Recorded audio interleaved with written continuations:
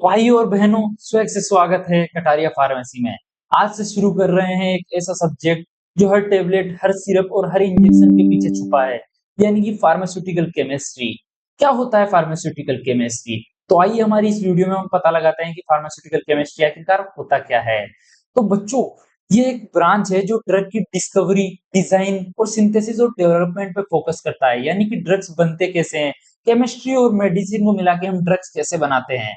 और ये सिर्फ एक सिंपल सब्जेक्ट नहीं है भाई, ये तो एक फुल ऑन कॉम्बो है। ऑर्गेनिक, इनऑर्गेनिक, बायोकेमिस्ट्री, फार्माकोलॉजी का सबको मिक्स करके बनाया गया सुपर सब्जेक्ट। यानी ये वो सब्जेक्ट है जो एक नॉर्मल इंसान को बना देता है केमिकल शर्लॉक होम्स। बच्चों, हम बढ़ते हैं अगले पॉइंट की तरफ हमारे। तो दोस्तों, अगले पॉइंट क्या है?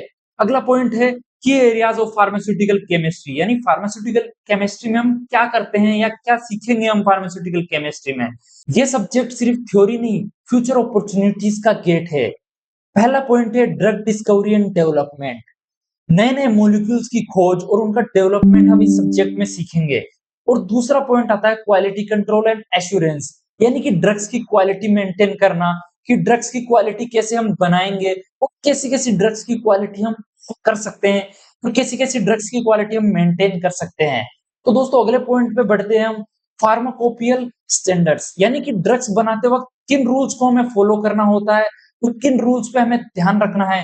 फार्माकोपिया के कुछ रूल्स है जिनके हिसाब से ड्रग्स की फॉर्मेशन होती है, उसी हिसाब से हमें ड्रग्स भी बनाने हैं और वो सारी चीजें हम सीखेंगे इस सब्जेक्ट के अंदर। तो दोस्तों, अगले पॉइंट की तरफ बढ़ते हैं। एनालिटिकल टेक्निक्स जैसे क्रोमेटोग्राफी, स्पेक्ट्रोस्कोपी, एक्सेट्रा, जिससे ड्रग्स एनालाइज होती है। बच्चों, आगे आगे चलते जैसे जैसे आगे बढ़ेंगे, सब कुछ आपको सिखाऊंगा, वो भी एग्जाम्पल के साथ, और वो भी इजी तरीके से। हमारे साथ बने रहिए कटारिया फार्मेसी में। तो बच्चों, हम फटाफट से हमारी वीडियो में आगे बढ़ते हैं। अगला पॉइंट है ऑब्जेक्टिव्स, यानी फार्मास्यूटिकल केमिस्ट्री के ऑब्जेक्टिव्स क्या हैं। अब सवाल ये है, हम ये सब्जेक्ट क्यों पढ़ रहे हैं? Let's break it down. तो बच्चों, पहला पॉइंट है ड्रग का केमिकल स्ट्रक्चर और कंपोजिशन समझने के लिए, यानी कि ड्रग की स्ट्रक्चर और कंपोजिशन, यानी कि वो बना कैसे है, वो चीज समझेंगे हम इस सब्जेक्ट के अंदर। तो बच्चों, अगला पॉइंट है स्टेबिलिटी और सोल्युबिलिटी, और ड्रग्स इंटरेक्शन को एनालाइज करने के लिए, यानी कि सोल्युबिलिटी, यानी कि ड्रग्स पानी में घुल रहा है या नहीं घुल रहा, इन चीजों के बारे में हम इसमें सब्जेक्ट में सीखेंगे। और अगला पॉइंट की तरफ बढ़ते हैं हम।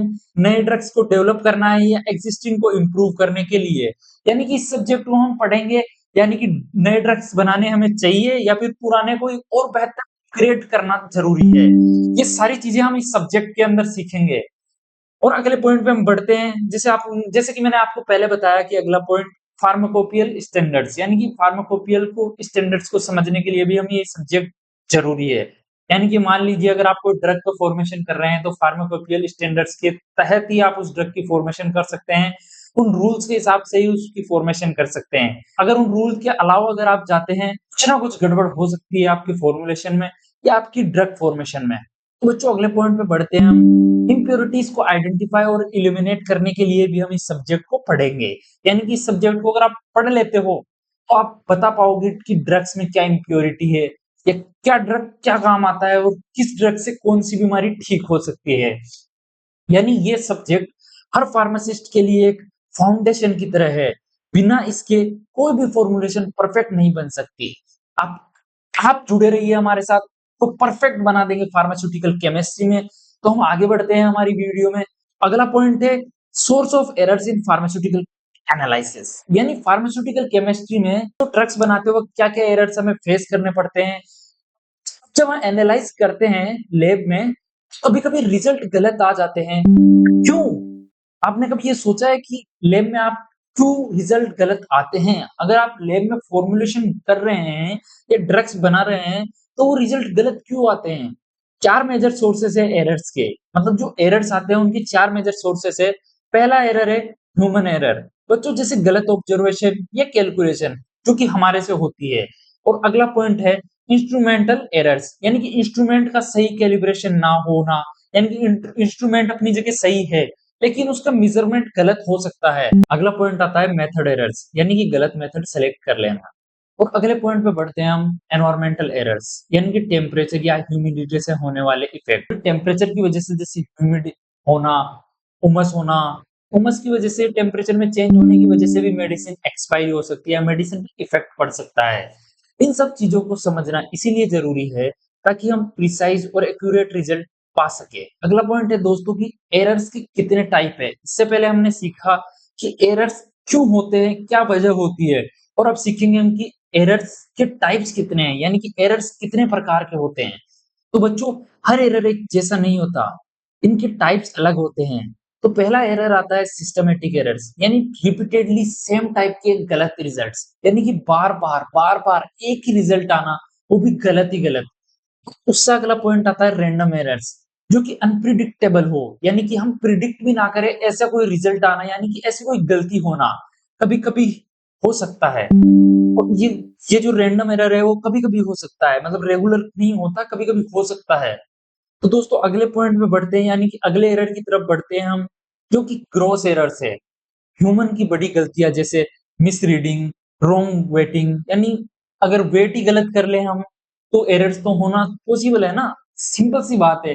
तो बच्चों एग्जांपल से समझो, सोचो तुम्हें 500 मिलीग्राम यानी कि 500 एमजी ड्रग वेट करना था, पर गलती से 550 कर डाला, तो ग्रॉस एरर हो गया ना, मतलब की गलती हुई इसमें, आपको 500 मिलीग्राम वेट करना था और आपने 550 वेट कर डाला, तो ये ग्रॉस एरर हो गया ना, इसे बोलते हैं हम ग्रॉस एरर, यानी कि तीसरा टाइप एरर्स का।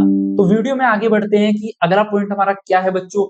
चलो बात करते हैं इंपॉर्टेंट कॉन्सेप्ट की, जो कि स्लाइड में यानी कि हमारे लेक्चर में सबसे इंपॉर्टेंट है, एक्यूरेसी। एक्यूरेसी का मतलब होता है कितना क्लोज है तुम्हारा रिजल्ट एक्चुअल या ट्रू वैल्यू के। एग्जांपल से समझो, अगर एक्चुअल वैल्यू 500 मिलीग्राम यानी 500 एमजी है और तुम्हें 4999.9 यानी कि 0.1 मिलीग्राम मेजर किया, तो दैट्स एक्यूरेट। समझ गए? खैर नहीं समझे होंगे आप, तो बच्चों आपको एग्जांपल से समझाता हूं।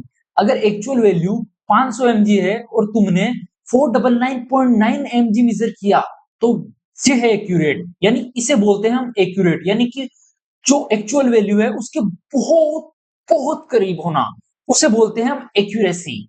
तो बच्चों एक्यूरेसी कितने टाइप की होती है? एक्यूरेसी दो टाइप की होती है बच्चों, पहली होती है एब्सोल्यूट और दूसरी होती है रिलेटिव।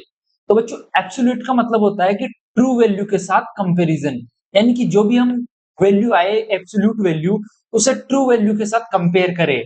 अगर ये आती है रिलेटिव एक्यूरेसी, यानी किसी स्टैंडर्ड या रेफरेंस वैल्यू के कंपैरिजन में। तो बच्चों अगले पॉइंट पे चलते हैं हम कि अगला पॉइंट हमारा क्या होने वाला है। अगला पॉइंट होने वाला है प्रिसीजन। अब आती है उसकी बेस्ट फ्रेंड प्रिसीजन की बारी। प्रिसीजन का मतलब बार बार सेम रिजल्ट आना, चाहे वो सही हो या नहीं।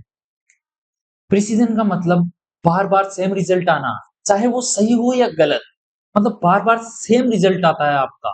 एग्जाम्पल, तुम बार बार एक ही ड्रग सैंपल को मेजर करते हो और हर बार रीडिंग 495 यानी कि 495 एमजी आती है, तो इंस्ट्रूमेंट प्रिसाइज है लेकिन एक्यूरेट नहीं, लेकिन सही नहीं है वो।